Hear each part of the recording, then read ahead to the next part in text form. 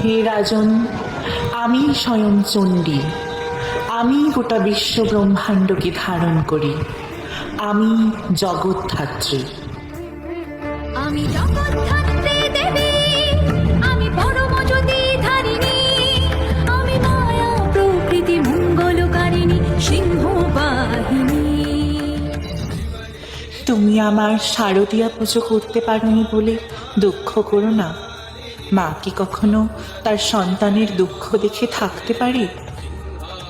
আমি সামনে বছর নয় রাজন, তোমার রাজ্যে আমি এই বছরই আবার আসতে চাই। আগামী কার্তিক মাসের শুক্লপক্ষের পুণ্যতিথিতে আমার সিংহ বাহিনী চতুর্ভুজা রূপের পুজো করবে তুমি। তোমার দ্বারা পূজিতা এই রূপ বিশ্ব সংসারে জগদ্ধাত্রী নামে খ্যাত অর্জন করবে।